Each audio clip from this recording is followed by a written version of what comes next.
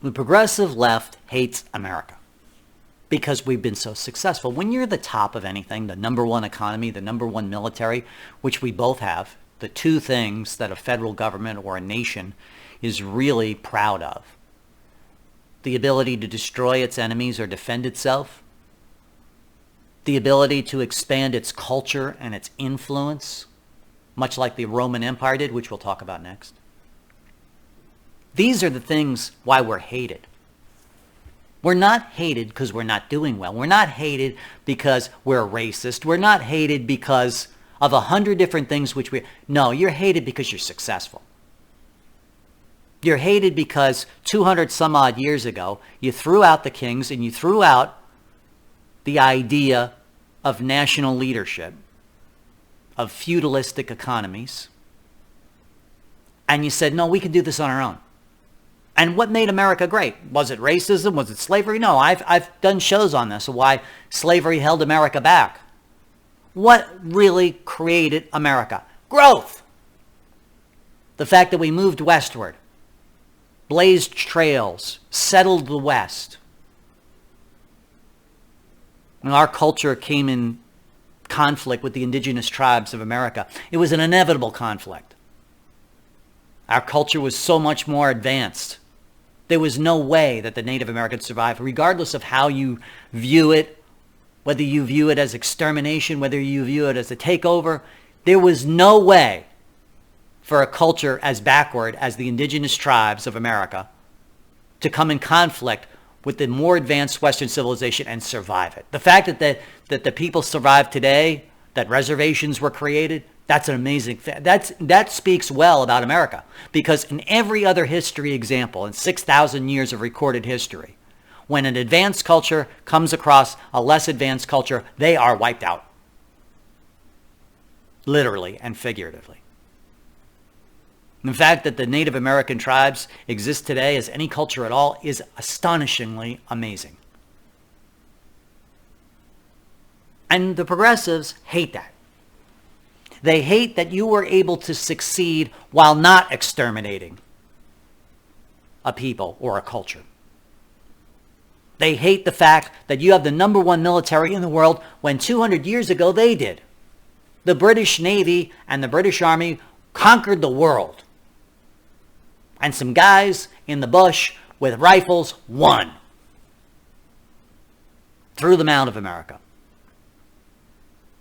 And to boot, we were successful. In 200 years, we created technological advancements that the 6,000 years of recorded history on feudalistic globalism could not. In 1776, the people of 1776 lived essentially as the people of the 1500s did. Hand tools, muskets, primitive tools, weapons, and engineering standards. The engineering standards of 1776 weren't any different from 1576. But what did we do between 1776 and 1976? That technological advancement came from our intellect, our culture, and the dissemination of our ideas around the world. Most scientific, engineering, and military discoveries came from the United States. Most cultural discoveries and advancements came from the United States. The expansion of telecommunications allowed our culture to travel the world and was absorbed by the world and change them. That's what makes them mad. That's why they're trying to hold it back. Biden, oh, you can't have gas stoves. Oh, we're going to shut down oil leases. Why do you think that is? Do you think an oil platform is actually causing global climate change?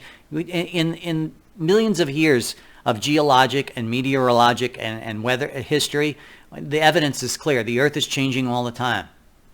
And what caused global warming during the Cretaceous period? Was it dinosaurs driving SUVs? Of course not. They keep finding new oil reserves, new mineral reserves.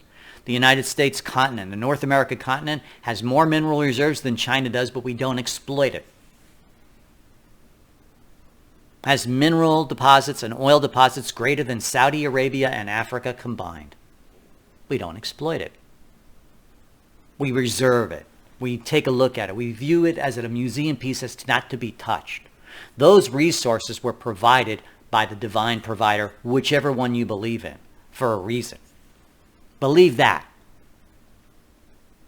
The discovery of fossil fuels, mineral resources, the ability to harness the energy of the planet, that is all the result of Western civilization. And the progressives stand in the way of that. Biden administration, the people around him controlling it, the Chinese, the Russians, other elements overseas, they all want that power. And so they think they'll get it by stealing it from the United States and by holding the United States back so they can catch up. They'll never catch up. Because their fundamental ideology is one of a plantation economy and one of controlling individual thoughts. And when you have that, you will not have the scientific discoveries which have occurred in the last 200 years. Did Mao's China produce any scientific discoveries, remarkable achievements? No. Did the Russians? Oh, they were always taking credit for it. But what really drove the world was America. It's economic development, our culture. My God, I remember when back in Russia, back in the day, you could make money shipping over blue jeans, denim, to Russia. It was so desired. People were packing suitcases full of denim and bringing it over and making money like that. This was an amazing thing about America. And everyone wanted our music. Everyone wanted our culture. Everyone wanted us. Everyone loved us. But what happened is they became jealous of it because as they stole it, as they absorbed it, they couldn't create it. They didn't build their own denim factories. They didn't build their own MTV. They didn't build their own fossil fuels. So they couldn't because their culture and their ideology and their government was a failure. Every time they would build something, it would blow up. Remember Chernobyl? And so they grew hateful, resentful. Much as the unsuccessful person is when they describe today, we hate billionaires, we hate millionaires, we hate Jeff Bezos, we hate Elon Musk. They don't hate them. They hate their success because they can't duplicate it.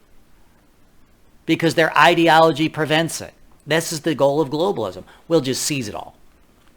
It's the same ideology King George has or Longshanks. We'll just conquer them. We'll seize it. And military strength is impossible against the United States. So we'll seize it in other ways. We'll undermine them.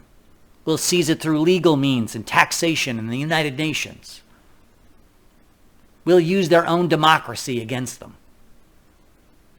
So they want to shut down gasoline stoves. They want to shut down anything that brings enjoyment or success or, most importantly, growth to America. Fossil fuels provide growth. It's cheap, it's efficient, it's technologically superior. That's why they want to stop it. Because if America was able to build fossil fuel plants everywhere, cities would grow vastly larger.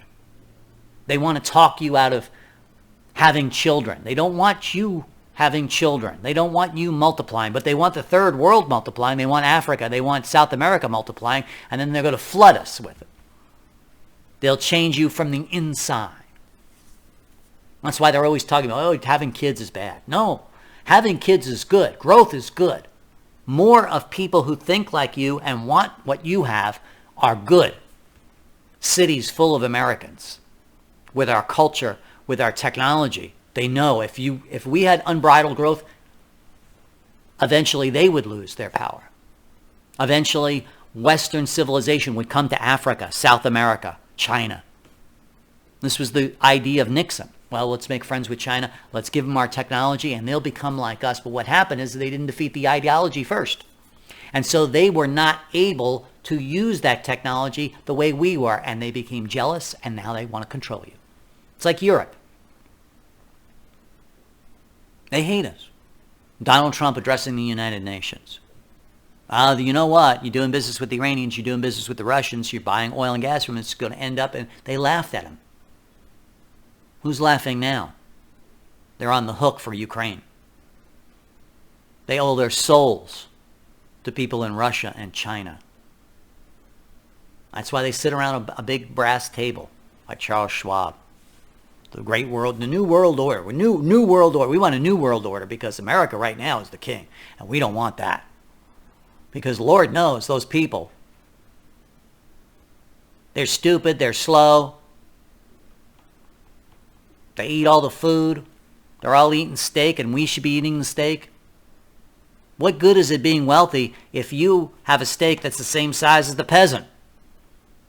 What good is it if you have a boat that's no bigger than a peasant's?